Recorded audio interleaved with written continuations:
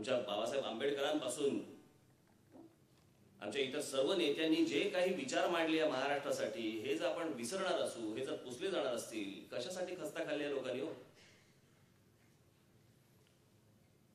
उपयोग काय झाला या गोष्टींचा?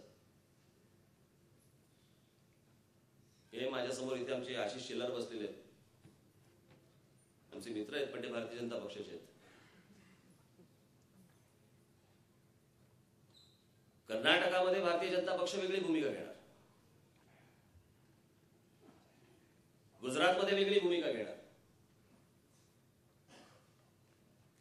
गुजरातमध्ये गुजरात स्वाभिमान अभिमान चालतो, गुजरात अस्मिता चालते. महाराष्ट्रात मराठी अस्मिता बोलली की सगळे मागेच जायला लागतात, नको ते हात लावायला नको त्याला.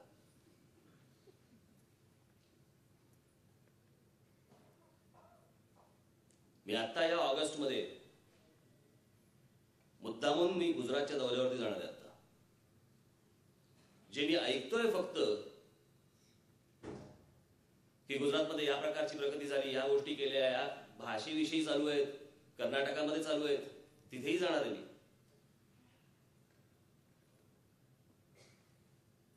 आणि नक्की कशा प्रकारच्या गोष्टी होत आहेत? माझे आता एक मित्र आता त्यांच्याकडे गेले होते. सिस्टीम कशाला म्हणतात, कसं राज्य हाकावं, कसं पुढे न्यावं,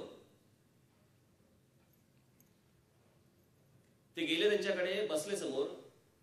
त्यांनी काय कोणते त्यांचे जे संबंधित खात्याचे कोणी सेक्रेटरी होते त्यांना बोलवून घेतलं नरेंद्र मोदींनी, आणि त्यांना सांगितलं की या गोष्टी करायच्यात म्हणून तुम्हाला, त्याप्रमाणे त्यांना सांगितलं, इन्स्ट्रक्शन दिल्या. त्याच्यानंतर हे आपले महाराष्ट्रात वाढलेले ना आपले, त्यांनी असं विचारलं की साहेब फॉलोअप साठी मी कोणाशी संपर्क साधायचा? ते बोलले कोणाशीही नाही, तो तुमच्याशी संपर्क साधेल. सांगितलेल्या वेळेवरती त्या सेक्रेटरीचा फोन त्या माणसाला आला महाराष्ट्रातल्या, आणि सांगितलं की या दिवशी सगळं ईमेलवरती, सगळं मेलवरती चालू आहे त्यांचं. इथे महाराष्ट्रातच एक जण, माझ्या मागच्या भाषणामध्ये मी सांगितलं होतं, इथे महाराष्ट्रात एक जण इथे पनवेल जवळ एक इन्स्टिट्यूट टाकत होते, एज्युकेशनल इन्स्टिट्यूट. 4 वर्ष रखडला, 4 वर्ष तो माणूस. जागा मिळेना, परवानग्या मिळेना, काही मिळेना, काही मिळेना. 4 वर्षानंतर, गुजराती माणूस होता, महाराष्ट्र इथे इन्व्हेस्टमेंट करत होतं. 4 वर्षानंतर त्यांना समजलंच नाही. त्यांना पहिलं वाटलं की भास आहे. त्यांना सांगितलं की गुजरातचे मुख्यमंत्री नरेंद्र मोदी तुमच्याशी फोनवरती बोलणार. त्याला पहिला धक्काच बसला. त्यांनी फोन घेतला, खरंच समोर नरेंद्र मोदी होते. काय बोलले असेल?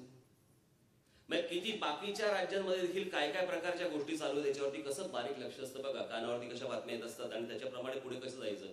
त्यांना सांगितलं खाल्ले 4 वर्ष धक्के,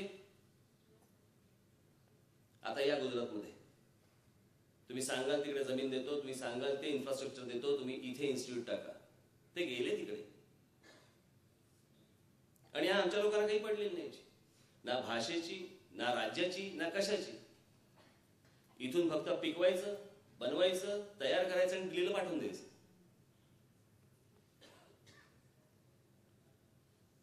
त्या राज्याला कधी चांगले कशा प्रकारचे दिवस येतील. आता उद्या तो बंद आहे. काय विनोद आहे बघा, मी आता येताना गाडीमध्ये राष्ट्रवादी काँग्रेसचा बोर्ड पाहिला आणि त्यांनी सांगितले महागाईचा धिक्कार. हेच राज्य, हेच वाढवणार तिकडे सरकारमध्ये बसून, आणि हेच खाली बोर्ड लावणार धिक्कार म्हणून. हे असले दुतोंडी सगळे राजकारणी.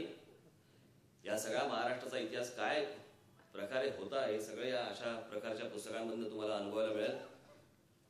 राजू परोळेकर यांनी मित्र या सगळ्या गोष्टींची व्याख्या मगापासून बऱ्याच वेळ सांगितली त्यांनी. एवढं जास्ती बोलू नका, लोकांना विचित्र संशय येतील.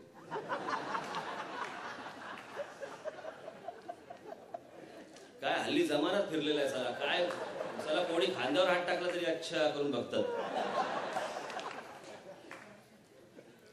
त्याच्यामुळे हे अत्यंत प्रभावी वक्ते आहेत ते, प्रभावी लेखक आहेत ते, आणि त्यांच्या लेखनाला भविष्यात चांगली धार चढत जाऊ, चांगलं चांगलं साहित्य त्यांच्याकडनं महाराष्ट्राला, देशाला आणि जगाला मिळो अशी मी त्यांना विनंती करतो. मगाशी सुप्रियाताई चा मगाशीच माझ्या हस्ते सत्कार झाला परुळेकरांचा. त्याच्यावरती राजूने विचारलं की कशासाठी त्यांचा सत्कार. म्हटलं तुम्हाला इतके वर्ष झेलल्याबद्दलच आहे, अजून काही एवढाच तो त्यांचा सत्कार झाला. आणि राजू ना शुभेच्छा. पाडेकर सर हे मी जेव्हा फर्स्ट इयरला होतो जे स्कूल ऑफ आर्टला, मग मी पहिले बघितले ते नरेंद्र मोदींच्या आधी की अर्ध्या हाताचा झब्बा घालणारे, तेव्हापासून तसेच आहेत ते. मला कधी शिकवलं नाही त्यांनी का माहित नाही मला, पण ते आमच्या कॉलेजमध्ये अनेकदा फिरताना सकाळी दिसायचे आम्हाला. पण खूप वर्ष जुना परिचय असलेले आमचे पाडेकर सर आहेत. मराठी आणि या प्रकाशक आहेत, त्यांनी या पुस्तकाचं प्रकाशन केलेलं आहे. या सर्व तिघांना माझ्या शुभेच्छा. आणि ती पुस्तकं, अश्लील पुस्तकं मागे जातील आणि बाकीची पुढे येतील या बाकीच्या ठिकाणी, ते आपण लवकर करू. पण मला एक गोष्ट कळली नाही, ती कशाला मागे टाकायची, ही आणू ना पुढे.